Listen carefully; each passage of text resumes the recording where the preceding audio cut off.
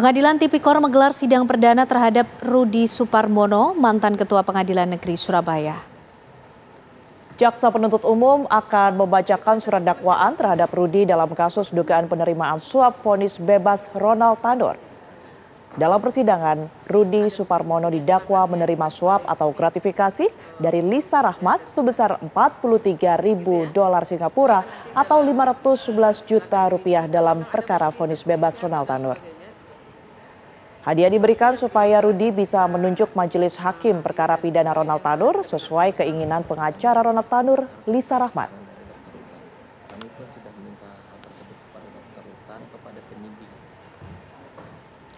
Mantan pejabat Mahkamah Agung Zarov Richard kembali hadir dalam sidang kasus suap vonis bebas Ronald Tanur di Pengadilan Tindak Pidana Korupsi Jakarta.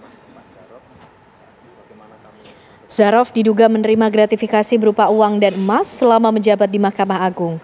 Dari dakwaan tersebut, ia diduga menerima suap senilai 915 miliar rupiah serta 51 kilogram emas termasuk terlibat pada vonis bebas Ronald Tanur.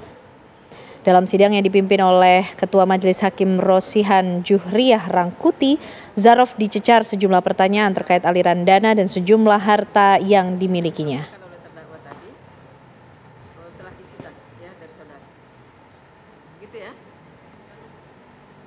Kami ajak Anda pemirsa bergabung dengan rekan kami, ada Shena Damayana yang sudah berada di Pengadilan Tipikor Jakarta. Selamat malam Shena, bagaimana jalannya agenda sidang dari Zarov Richard hari ini?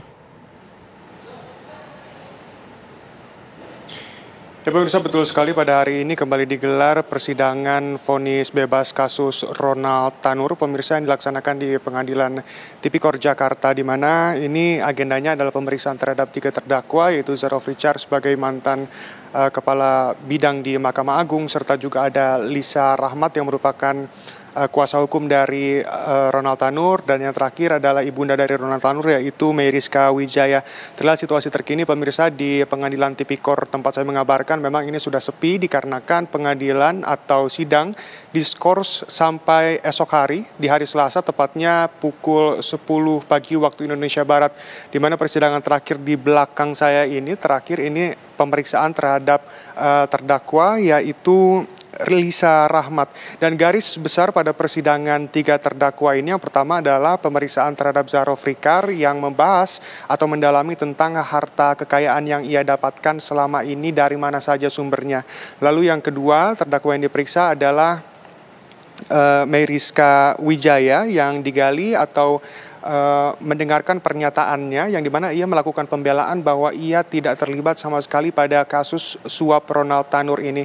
Dan yang terakhir ini adalah pemeriksaan terhadap Lisa Rahmat yang merupakan kuasa hukum dari Ronald Tanur itu sendiri, yang dimana ia juga tadi sempat memberikan beberapa pernyataan yang berubah-ubah sampai akhirnya ketua persidangan memutuskan untuk persidangan ini diskors sampai jam 10 pagi waktu Indonesia Barat esok hari pemirsa. Dan agenda pemeriksaan terdakwa pada hari ini memang telah dimulai dari jam 10.30 waktu Indonesia Barat tadi pemirsa, yang dimulai dari pemeriksaan Zarov Richard yang dipimpin oleh Hakim Rosi Rangkuti, di mana pemeriksaan ini pemirsa hampir sama dengan pemeriksaan saksi pada sebelumnya, di mana jaksa penuntut umum juga mengatakan bahwa Zarov Richard ini sempat terlibat dan juga menjabat di berbagai posisi sampai di akhir jabatannya ini adalah mantan kepala bidang di Mahkamah Agung. Dan menurut pengakuannya juga Zarov Richard telah mendapatkan sumber kekayaan ini yaitu sebesar 915